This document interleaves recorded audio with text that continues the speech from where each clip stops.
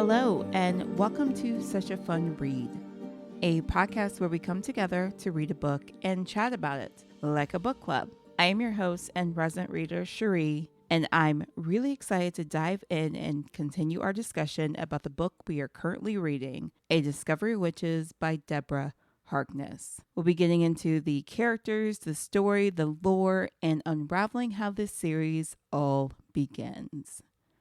This is not a spoiler-free podcast, but we will not be discussing anything that happens in future books in the series, and we will only be discussing what we've read so far. We'll start out with the manuscript section. There we will talk about what just happened, what we just read, and we will go chapter by chapter. Then we will go to the congregation section. Here, we will talk about the things that stood out in the chapters, things we learned about, and things we might think will be important for later. Then we'll have our History 101 section. Here we'll discuss a few of the historical figures, events, and other things that might show up in this story. And finally, we will have a rapid fire section. I'm actually going to switch a couple things around starting this episode. In this section, we'll go over 3 things I'm looking forward to, the moments that have intrigued me about what could happen in the future, 2 characters that I want to talk about and what we've learned about them so far, and 1 favorite quote. I'll pick a favorite quote from these chapters. And for this episode, we are discussing chapters 17 through 22. So whether you're a diehard fan of this series or discovering it for the very first time, there is something here for all of us to enjoy and explore together. And if you are enjoying these deep dives into the world of All Souls, please share with your friends. If you know someone that loves this series or could love this series, go ahead and share these episodes with them, and then we can all enjoy this series together. Now, with that all being said, let's go ahead and get into the manuscript section and talk about what happened in these chapters.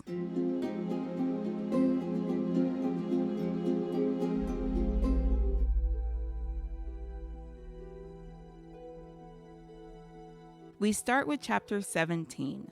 Diana woke up after sleeping from 6 p.m. the night before. It was now 1 p.m. She was definitely tired. She then remembered that Matthew gave her a sedative and didn't like that. He brushed her comment off about how she didn't like taking drugs as well. She then thought about the events that happened the day before and thought about Knox saying, "Remember who you are," and then thought about the note attached to her parents' photo that said, "Remember."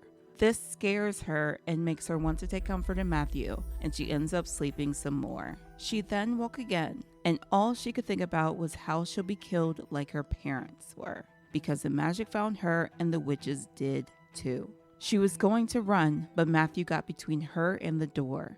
He said that they were going to face it or else she'll never stop running. That didn't calm her down though, and then suddenly there was a breeze that turned into gusts of wind. Once Diana calmed down, she wondered what was happening to her. Matthew told her that what just happened was witchwind. This type of magic seemed to be rare in those days. They then moved on from that moment, and Matthew made Diana some tea. They then start to talk about what was happening. Matthew wanted to understand why Knox thought she broke the spell on Ashmole 782. Diana went over the conversation she had with Knox about it and how Knox said she must have been lucky to break it. Matthew mentioned how a talented witch bound Ashmole 782 and thought the spell might be impossible to break. Diana was the first one that met the book's conditions, and Matthew is curious why. Then Diana used magic again. She was putting puzzle pieces together on a white table. Knox, the manuscript, her parents, etc. Matthew then noticed her doing this magic because she was shimmering. Diana said that it is what she did when she couldn't solve a puzzle. Matthew believed that Diana used her magic without thinking, and before with her witchwind, the powerful emotion she was having was keeping her thoughts at bay. Then Matthew brought up wanting to take her home. At first, Diana said she wasn't going back to America, and then Matthew said not that home, his home. Diana thought he meant the old lodge, but then Matthew came clean and told her that he meant his home in France, Sept-Tours. and it would be safer there as Knox and the other witches will find out about her not using witchcraft to get Ashmole 782 and how it seemed the spell was set to open for her, and they wouldn't be able to get to her if she was at Sept-Tours. Then Aunt Sarah and Em called. Diana finally answered, but she tried to play things off like everything was fine. Matthew then took the phone from Diana and told her aunts that she had been threatened by witches and that one of them was Peter Knox. That was not something Sarah liked hearing. She said that Diana's father didn't like Peter Knox, and how Stephen was very easygoing. It took a lot for him to not like someone, and he seemed to have detested Peter. Matthew then told her aunts that he was taking Diana to France and gave them 2 phone numbers, his cell and the home phone. He told them they can call anytime. After the phone call, Diana mentioned how there was an alchemy conference in less than 6 weeks, and she was expected to deliver the opening lecture, so she needed to be near the Bodleian Library to get her information.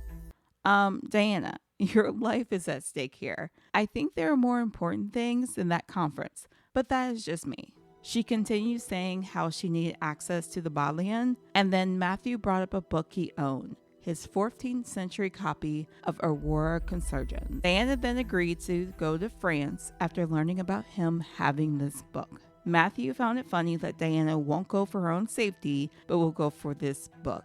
I find it funny as well. Diana said that she's never been known for her common sense. They then take a plane to France, and as they drive up to Sept-Tours, Diana noticed how sprawling it was.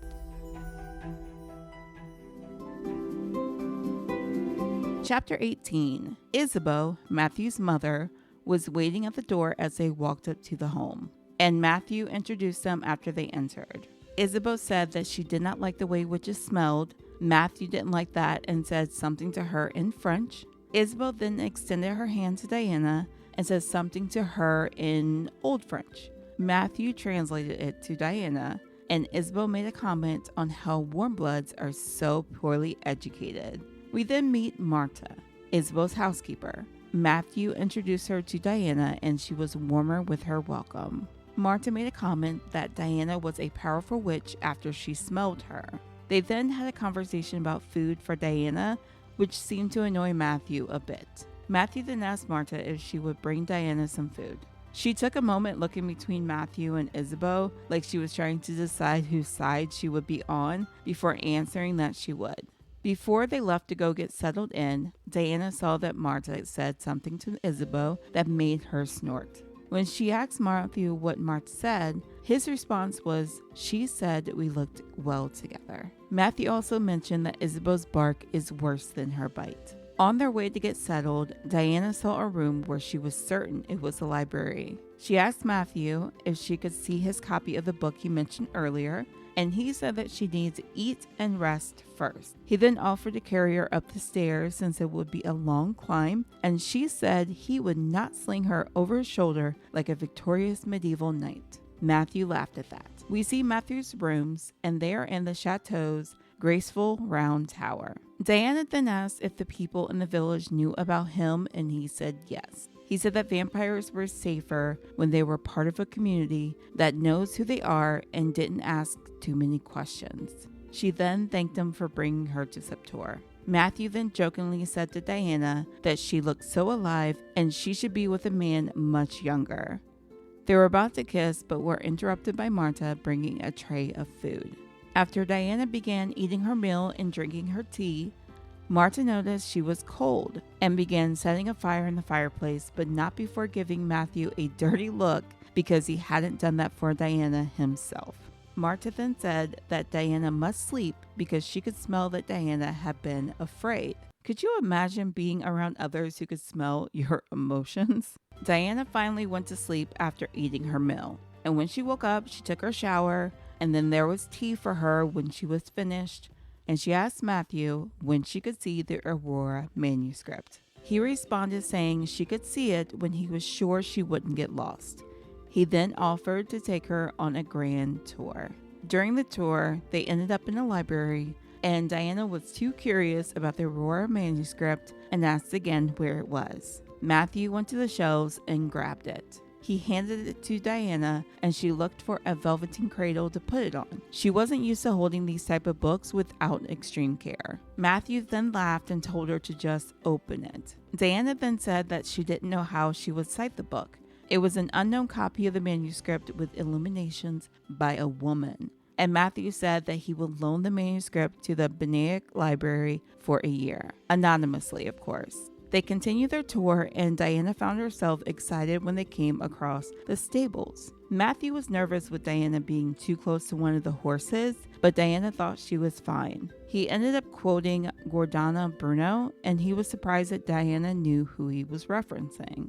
Diana seemed to keep surprising Matthew because he discovered that she rode as well. She grew up in the country and has been riding horses since she was a child. And after the stables, they continued the tour until Diana got tired. She ended up taking another nap and had a dream of riding in a dark forest. She had arrows settled against her shoulder and one arrow set to a bow. She had pursuers but did not feel afraid. She told the horse to fly, and it obeyed.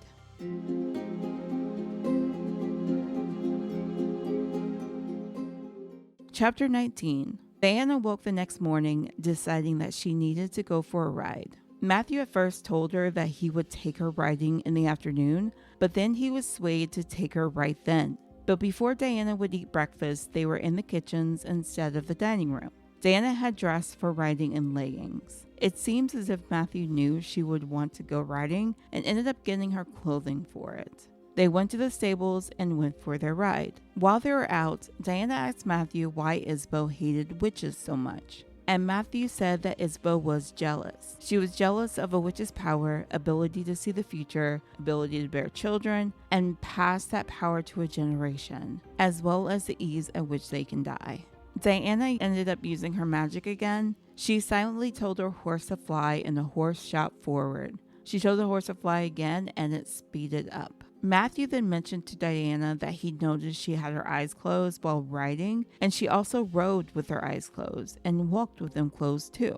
He wasn't happy with her decision to use her magic while riding the horse because she doesn't understand her magic yet. After they went for their ride, Matthew decided it was time to show her the DNA report that Marcus gave him when they were in her rooms. He went over what the report said. Diana was a powerful witch, and they didn't know just how powerful.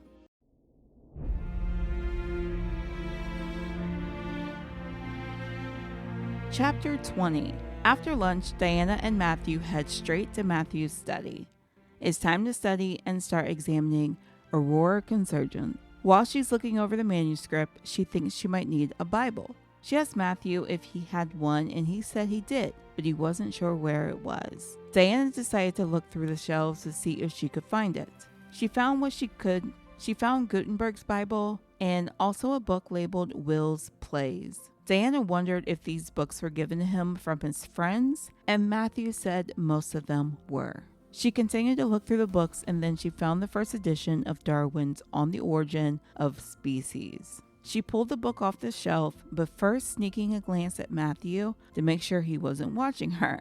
I really don't think Matthew would have cared, but who knows. She opened it and found a letter inside written from Darwin to Matthew. She found that there were 3 chapters annotated more heavily than the rest. Then she moved closer to the fire and curled up on the sofa with the book and continued to look through it. She wanted the book to help her make more sense of Matthew based on the notes he had made in the book. There was a moment where Diana looked up from the book and she was watching Matthew, and then she noticed him yawning.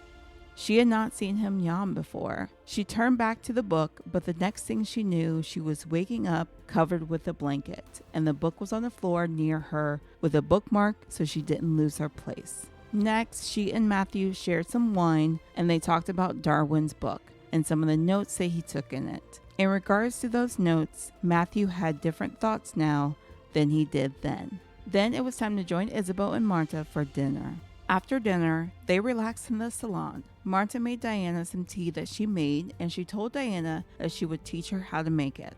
Then Matthew and Isabeau danced. It was a dance not familiar to Diana. She asked what type of dance it was. Matthew answered that it started out as a tarantula, then elements of the volta, then finished with a minuet.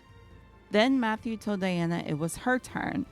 She tried to decline, but Matthew was persistent. Diana does end up dancing, and there is a moment during that Isabeau said Matthew's name. He said, "I know." They continued to dance, and when it was over, Matthew wanted Diana to open her eyes. She first noticed that she was closer to Matthew's face than normal, and then she looked down at her feet and her toes were dangling. She was using air to hold herself up. She was floating. Afterward, there was an argument between Matthew and Isabeau on how Diana should use her power. Diana interrupted them and said that she will decide when and how her power should be used, but then agreed with Isabeau, saying that it can't be ignored any longer. Then they sat by the fire until the logs burned down. After they all said goodnight, Matthew walked with Diana back to his rooms. Diana at first said that she might read for a bit, but then Matthew became romantic with her. He wondered what spell she put on him. He then kissed her. Diana wanted him to come to bed with her, but he said he would come up for a bit, but not stay. Well, he said not yet. He told her they had time. She had only known him for a few weeks, and there was no need to rush. He kissed her again, then while she was in bed, he sang to her a song that his father wrote for Isabeau. Chapter 21. It is the next morning, and Diana is greeted with a breakfast tray. After Diana eats and gets ready, she heads down to Matthew's study to continue her reading. Matthew had placed the Bible next to the manuscript she was reading that he found. He also mentioned how he knew the Bible backwards and forwards, so she could have asked him, and she said that she refused to use him as a reference material. After reading through the manuscript, she started to reach for the Bible. Matthew called out the verses she needed: Mark 16, Psalms 55, and Deuteronomy 32, verse 40. He said that her lips were moving as she was reading, so he knew what she would need. She continued reading with her lips closed this time. She needed the verse about the morning star though, and asked Matthew where it was. He said Revelations 2, verse 28. After a few hours, they walked through the gardens chatting. There ended up being a visitor. A man in black stood outside the gate. It was Domenico Michel. Matthew moved in front of Diana. He talked with Domenico and wanted Diana to go. Before she could leave, Isabeau showed up, wondering why Domenico was at her home. Matthew said that Diana doesn't have the book, and Domenico said that wasn't why he was there. He had come from the congregation. He was there because of the covenant. He mentioned how it clearly forbids any liaison between a vampire and a witch. This surprised Diana. Then Domenico told her that she must leave that place and no longer associate with Matthew, or the congregation will take whatever steps necessary to preserve the covenant. Matthew then told Isabeau to get Diana out of there, and she did. Isabeau ended up raising a few banners. It was their family's emblem. It was also a warning to the village to be on guard. Diana then wondered about the congregation Isabeau told her. Diana then realized that the covenant could be the reason why Matthew didn't join her in bed the night before. She told Isabeau that her son needed to stop keeping secrets from her. And Isabeau told Diana that she has a great deal to learn about vampires, and that this was not a game. She then pleaded with Diana to tell Matthew that she refused to break the covenant. She was worried about her son.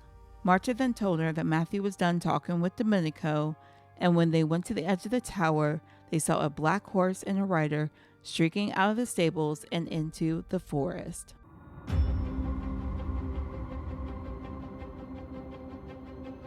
Chapter 22. Diana, Isabeau, and Marta waited for Matthew to return. It was now late morning. Diana was given more food, but she couldn't really eat much after what just happened. Matthew finally returned, but when he did, he didn't have that comforting familiarity that was there before for Diana. Then Diana started to see visions. A vision of her child coming home, Sarah in the late afternoon light, and Matthew saying, "I'm through," as he threw a black tunic with a silver cross at the front of someone's feet and strode away. Then Sarah called to see what was wrong. She knew something was wrong. Diana brought up how she wasn't told about the covenant or the congregation, and Sarah defended herself. She said that Diana turned her back on her power and refused to talk about magic. When would she have told her? Diana then said that she needed to talk to Matthew and she would talk to her aunt later, and hung up. Matthew said that they would not be breaking the covenant and will be abiding by the rules of the congregation. They were going to stay at Sept-Tours for a few more days and then return to Oxford. Diana didn't understand why Matthew was giving in. She then had another vision. This time it was her Aunt Sarah crying. Diana was with her in the kitchen, and then Em came in as well, and she could see that she was crying too. Diana asked what was wrong.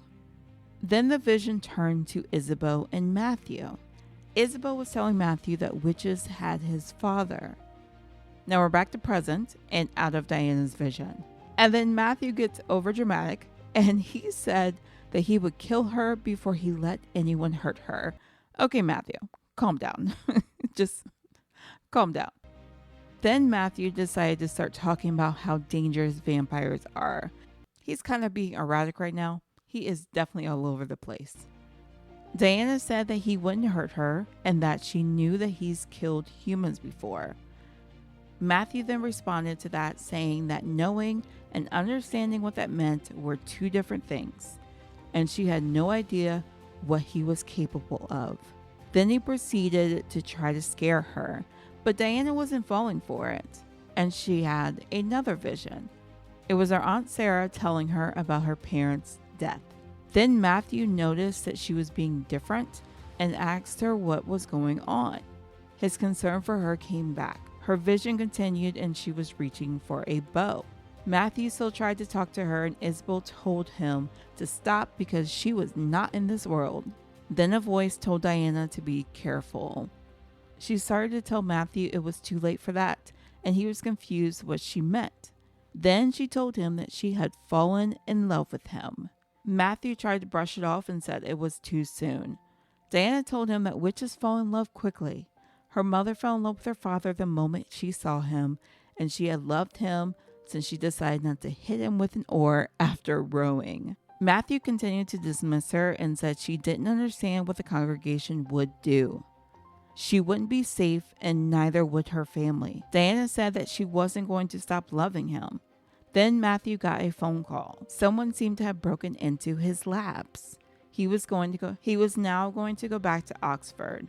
Diana mentioned how she would go pack her things, but Matthew said she wasn't going. This confused Diana, since Matthew just said they were returning to Oxford. After some more back and forth, Diana shut down and agreed to stay. Before Matthew left, he said that he would make a deal with Peter Knox. He would stay away from Diana and Ashmole 782 if Peter would do the same. Diana thought that it wouldn't be a good idea to make that deal because Peter would never adhere to it. He didn't have all the time that Matthew had. But Matthew wasn't listening. He was too focused on doing whatever it took to keep Diana safe. Diana wanted Matthew to tell her how he felt about her, and he answered saying that she knew how he felt. Not sure if that annoyed Diana or me more. Sometimes people just want to hear it. Is that so bad? And the chapter ends with Matthew leaving and Diana crying. And then she discovered witch water.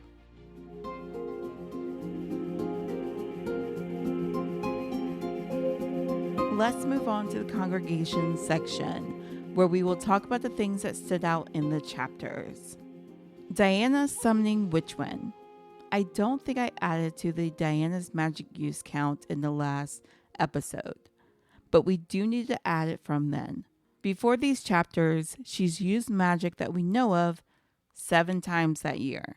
The 3 times before the story began, and then her time with Ashmole 782, when she got the journal off the shelf, when she spoke back to Peter Knox in his mind, and when her fingers began to shoot out little arcs of fire.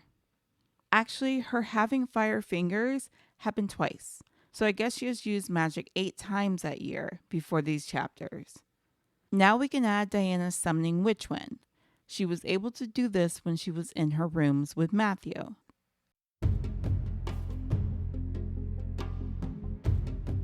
The air began to stir around me as if trying to drive off the feeling of being trapped. Chilly wisps edged up the legs of my trousers. The air crept up my body, lifting the hair around my face in a gentle breeze. Matthew swore and stepped toward me, his arms outstretched.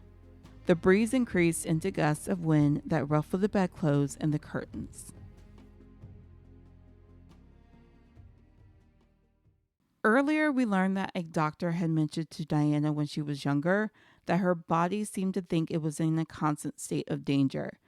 And in this moment for Diana, she was thinking about how she was going to be killed like her parents because of magic. She was freaking out, and when Matthew got between her and the door, which didn't allow for her to flee, her body went into action. This was the first time she had used or even heard the term witchwind before. She knew about a witch in Albany that was able to summon storms, but she had never heard it called witchwind. Matthew started to explain it to her. He mentioned how some witches inherited the ability to control the element of air, and Diana seemed to be one of them. Speaking of the elements that are able to be controlled by witches, let's talk about Diana's DNA report. After they settled in a bit at Sept-Tours, Matthew showed Diana her DNA report. He first told Diana about the markers Marcus and Miriam were able to recognize. She had genetic markers for things like precognition, flight, one that helps witches find things that are lost, one for talking with the dead, transmogrification, telekinesis, spellcasting, charms, curses, mind reading, telepathy, empathy. Those are quite a few genetic markers for one witch, and Matthew said that all the powers may never manifest, but Diana had inherited the predisposition for them. Now on to the elements, the elemental markers. These markers are earth, air, fire, and water. We already know that Diana can summon witchwind, so she has the air elemental marker. Apparently, earth is the genetic marker present in almost all witches, and Diana is one of them. Now, some witches have either earth and air or earth and fire. Diana has all three. Matthew has never seen a witch have all three before. How about all four, Matthew? Because when we leave off with these chapters in this episode, Diana is talking about witch water. I guess we'll talk more about that next week. Continuing on our discussion with Diana and magic, Diana is able to float now. There is a moment after dinner at Sept-Tours where Diana and Matthew are dancing, and Matthew tells her to relax. And when she finally did, they continued to dance, and then when the dance was over, she opened her eyes. She had them closed, and when she looked down, she noticed she was floating. She was using her air marker without noticing. Her magic just keeps showing up. There was a conversation that Matthew and Diana had where he thought that Diana used her magic without thinking, and it seems to be true. Another thing that happens in these chapters is that we get to meet someone new outside of Isabeau and Marta. We met Domenico Michel. He is a vampire from the congregation. So we've met Peter Knox, who has one of the witch seats in the congregation, and now Domenico, who holds a vampire seat. He's at Sept-Tours to discuss the covenant. It seems Peter Knox must have gone running to the congregation when Diana wasn't around the library for him to harass. Domenico mentions the covenant and that it is forbidden for there to be any liaison between a vampire and a witch. We know that all creatures, past and future, vampires, witches, demons alike, entered into a pact to adhere to the rules of conduct set forth by the congregation. And one of those rules was forbidding mixing between creatures. They were strongly discouraged to socialize with other creatures and forbidden to fall in love and marry. Domenico is here to remind Matthew of that, and this is the first time Diana is learning about it. Matthew hadn't told her, and her aunts never told her either. She did end up bringing this up when she was speaking with her Aunt Sarah, being very upset that she was never told. But her aunt defends her actions by saying that Diana never wanted anything to do with her magic, so Sarah didn't see the need in telling her about the congregation and their rules. I mean, I get where Sarah is coming from. If Diana is staying away from her own magic, I would also think that she would stay away from other creatures and not fall in love with a vampire. Earlier, Matthew was speaking with Marcus about the covenant like it was nothing, but now it doesn't seem to be something that can be brushed off. Both Matthew and Isabeau seemed worried with Domenico showing up. Isabeau explained the congregation and covenant to Diana after Diana's inquiry about it. A council of 9, 3 from each order of demons, witches, and vampires. It was established during the Crusades to keep us from being exposed to the humans. We were careless and became too involved in their politics and other forms, or insanity. Ambition, pride, and grasping creatures like Michelle, who were never content with their Latin life and always wanted more, they drove us to the covenant. Isabeau also tried to plead with Diana to let Matthew go. She was worried for Matthew's safety.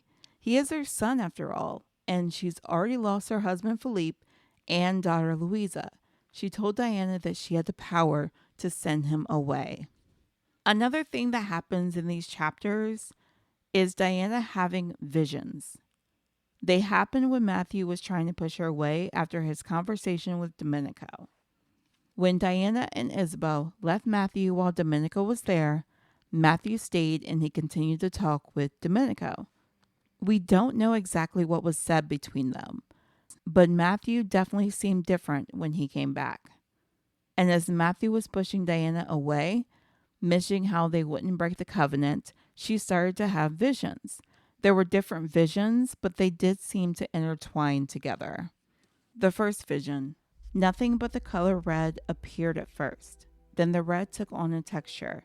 Strands of red burnished here and there with gold and silver. The texture became a thing, hair, Sarah's hair. My fingers caught the strap of a backpack from my shoulder, and I dropped my lunchbox on the floor of the family room with the same officious clatter as my father when he dropped his briefcase by the door. I'm home, my child's voice was high and bright. Are there cookies? Sarah's head turned red and orange, catching sparks in the late afternoon light. But her face was pure white. The white overwhelmed the other colors, became silver, and assumed a texture like the scales of a fish. Chain mail clung to a familiar muscular body. Matthew. I'm through. His white hands tore at a black tunic, with a silver cross on the front, rending it at the shoulders. He flung it at someone's feet, turned, and strode away. Vision 2. The pool became a drop, the drop a tear glistening on a white cheek. Sarah's cheeks were covered in tears, her eyes red and swollen. Em was in the kitchen. When she joined us, it was evident that she'd been crying too. She looked devastated. What? I said, fear gripping my stomach. What's happened? Sarah wiped at her eyes, her fingers stained with the herbs and spices she used in her spell casting. Her fingers grew longer, the stains dissolving. What? Matthew said, his eyes wild, white fingers brushing a tiny blood-stained tear from an equally white cheek. What's happened? Witches. They have your father, Isabeau said, her voice breaking. Vision 3. Swirl of colors too many to distinguish moved before my eyes. They were leaves dancing against the sky, green, brown, blue, gold. It's your mom and dad, Sarah was explaining, her voice tight. They've been killed. They're gone, honey. The swirl of colors captured my attention again. Green, brown, blue, gold. They were leaves, caught in an eddy on a pool of water, falling onto the ground around my hands. A bow curved and polished rested next to a scattering of arrows and a half-empty quiver. I reached for the bow and felt the taut string cut into my flesh. He's yours. You mustn't let him go. Be careful. Another thing that happens in these chapters is that we leave Oxford and head to France. We are off to Matthew's home, Sept-Tours. Diana was even taken aback when she saw the place. In the center of rolling hills was a flattened peak dominated by a crenellated hulk of buff and rose stone. 7 smaller towers surrounded it, and a turreted gatehouse stood guard in front. This was not a pretty fairy tale castle made for moonlit balls. Sept-Tours was a fortress. It was also a place of refuge, history, and secrets for Matthew and his family. Matthew was very comfortable here. I mean, Diana noticed him yawning, and since when does a vampire yawn? The villagers in the village near Sept-Tours were also aware of what Matthew and his family were, and they didn't seem to mind. Matthew also said that vampires were safer when they were part of a community that knew who they were and didn't have too many questions. So with a vampire being able to yawn while they're there, it does seem like it is a safe space. Well, I guess until Domenico got there. But at least with Domenico, he was still outside of the gate. So no one has been able to get in that isn't a part of this family. Let's move on to History 101, where we'll briefly discuss a few of the historical figures, events, and other things that might have shown up in this story. Aurora Consurgens. So this is the manuscript that convinced Diana to go to France with Matthew. It was a manuscript about the opposing forces of alchemical transformation, silver and gold, female and male, dark and light. The earliest known copy was from the 1400s, and it was sometimes attributed to Thomas Aquinas, and it often contained a series of 38 fine watercolor drawings. Bourgeois Lenoir. She did the illustrations in Matthew's copy of Aurora Consurgens. She was the daughter of the famous 14th century illuminator Jean Lenoir, and she lived and worked with her father in Paris. I believe she didn't get a lot of recognition for the things that she did at the time because she was a woman, but we do know now. Johann Vermeer. He was mentioned when they were in Matthew's room in Sept-Tours. Diana saw an unknown painting by him that was propped up on a bookshelf, and the subject of that painting seemed to look a lot like Matthew. Vermeer was a Dutch painter and art dealer of the 17th century. He specialized in domestic interior scenes of middle-class life. He wasn't widely recognized during his lifetime, but his reputation has grown in the centuries following his death. He is now known as one of the greatest painters of the Dutch Golden Age. The Middle Ages. This time period was mentioned while in Matthew's Tower, as well as discussion about when the covenant was created and accepted. This is a period in European history from the collapse of the Roman civilization in the 5th century CE to the period of the Renaissance around the 15th century. The era saw the rise and fall of powerful kingdoms and empires, such as the Carolingian Empire and the Holy Roman Empire. It was also a time of significant cultural and intellectual advancement. There are notable achievements in art, architecture, literature, and philosophy. The Occitan language. This language is referred to as the Old Tongue. Both Isabeau and Martha spoke it.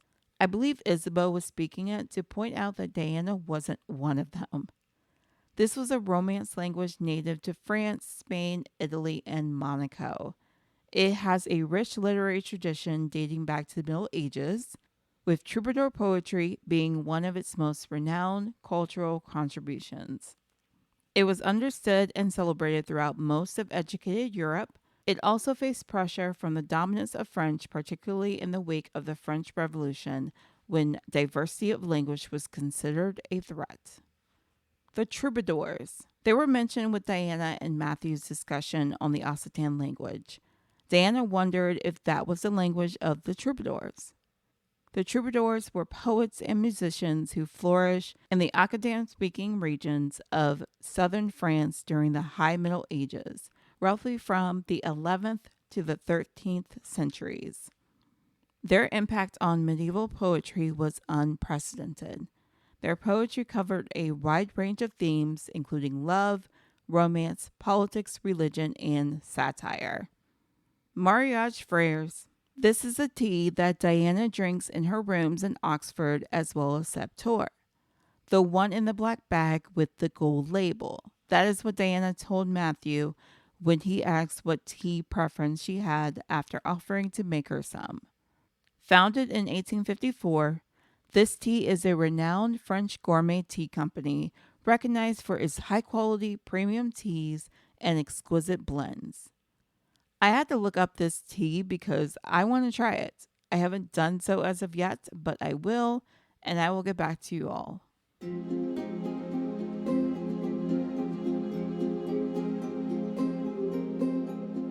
We'll now move on to the rapid fire section. As I said earlier, I'm going to be changing some things around in this section. Instead of 3 characters, we will discuss 2. And instead of 2 things I'm looking forward to, we will discuss 3. So in this section, we'll go over 3 things I'm looking forward to, the moments that have intrigued me about what could happen in the future, 2 characters I want to talk about and what we've learned about them so far, and 1 favorite quote. I'll pick a favorite quote from these chapters. We will start off with the 3 things I'm looking forward to. The lab break-in. Someone broke into Matthew's lab, and that must not have been easy. When Diana went to Matthew's lab for the first time, she noticed how much security there was to get through. So who was able to get through that security? Was it witches? Was it another vampire? And what did they want or take? Matthew and Domenico's conversation. We know that Matthew and Domenico continued on with their conversation after Isabeau and Diana went back into the home. What was said? When Matthew returned, he seemed easily swayed that they wouldn't break the covenant, and how he wanted to make a deal with Peter Knox to leave both the book and Diana alone. What did Domenico say to him? And will we learn about it in the next few chapters? Or will we have to wait? Diana and magic. What other powers will Diana use? We've seen her use witchwind, witchfire, and at the end of these chapters, it seemed like she was using witch water. We've seen her be able to speak to Peter Knox through his mind and her visions, plus the genetic markers she seemed to have. What else will she do, and why do they seem to just now be creeping up? Let's now go to the 2 characters I want to talk about and what we've learned about them so far. First up, Isabeau de Clermont. So we have Isabeau. She is Matthew's mother, vampire mother. She was made into a vampire, but not by her own terms. The date she was turned is unknown. Her maker wanted her for his wife, and he just decided to take her and make her a vampire. Before she was turned, she had a reputation as a seer, and she was still young enough to have children. Both of those abilities were gone once she became a vampire. She loves Matthew very much and seemed to tolerate Diana while at Sept-Tours for Matthew's sake. Also, Isabel seemed to be another woman in Diana's life, telling her to accept her responsibilities, just like Sarah and Miriam have. Next up, we have Marta. She is a vampire, Isabel's housekeeper and closest friend. The date she was turned is also unknown. We also do not know her last name. It is not mentioned. She is very loyal to Isabeau and Matthew. She had a warmer nature toward Diana than Isabeau. She's also caring. We see her wanting to always make sure that Diana is fed and comfortable. And now on to my favorite quote. So my favorite quote for this episode happened during the Sept-Tours Grand Tour. It was when Matthew took Diana to the library. Matthew said, "Imagine what you'd have if you'd been buying books for centuries. I'm just thinking about all the books I own and how many I would have after 1,500 years." We know that Matthew is 1,400 plus years old. We don't know the age of Isabeau or Philippe, but they are definitely older than Matthew. And if they've been collecting books for so long, I can't even imagine. Also, Matthew had other siblings, so their books would be there as well. There would be so many books at Sept-Tours. Now, I of course would not allow a vampire to turn me. I act like I would have an option if there was a vampire standing in front of me trying to turn me. But that's beside the point. I would not let them turn me. But if they were to say, imagine all the books you could read, there might be some hesitation. And then prayer afterward, because those are a lot of books.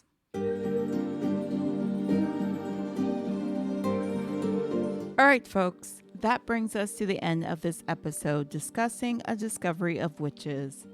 We tackled chapters 17 through 22. We met more of Matthew's family, and Diana is trying to deal with her magical abilities.